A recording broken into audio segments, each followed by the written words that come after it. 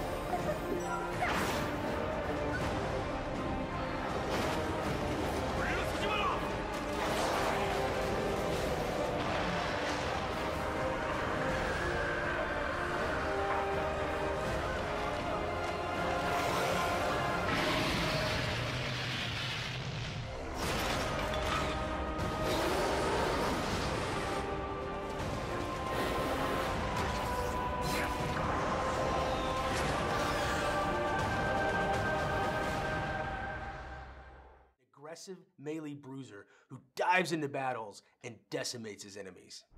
His powers are fueled by rage, which he builds up using left-click smash attacks. Leap, activated with the 1 key, will launch the champion forward and grant him a big rage boost. It can be cast a second time in quick succession for free before the cooldown. This is also a great way to catch fleeing targets or dive right into a fight. The champion isn't afraid to fight dirty. His kick sand combo, mapped to the 2 key, will deal heavy damage and blind enemies you're facing. The life tray generates essence. Essence is required to use abilities from the death tray. Build up essence with healing spells and expend it with nuking spells. Be careful, if the druid's essence meter fills up beyond 80%, she will start taking serious damage from an effect called essence burn. The only way to shed essence burn is to dump some essence by switching to the death tray and casting damage spells. In the life tray, the majority of your heals come from Coalesce Life, which is cast with left click. For example, Pepperbox Shot, mapped to the 2 key, will stun a target if it has 4 or more pips. Impale, mapped to the 3 key, is a nasty bleed attack that drains a target's hit points until they hit a set percentage value or are healed to full health. The damage scales based on the number of pips spent. The duelist can also toss random buffs on himself by using Inconceivable, mapped to the 4 key, or protect himself with a barrier by using Redirect Pain on the 5 key. The duelist's defining ability is his burrow. PvE adventures are abound in Revelation Online.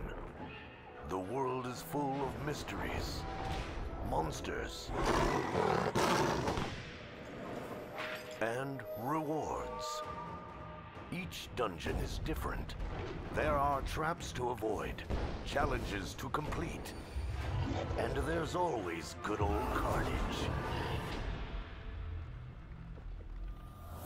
Those who wish to test themselves may venture into solo dungeons, with no party members to rely on. 5-player dungeons put your teamwork skills to the test. They have up to 5 levels of difficulty, with each level changing the rewards a lot.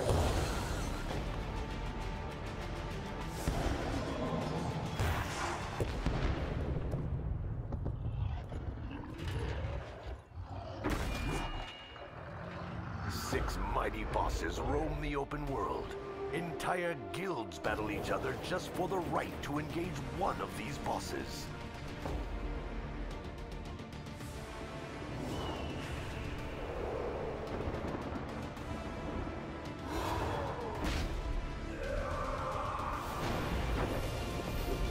Raids will test your guild's resilience. If you manage to complete a 10-player run, you can try it again on hardcore difficulty, or try the ultimate 20-player version and get epic rewards.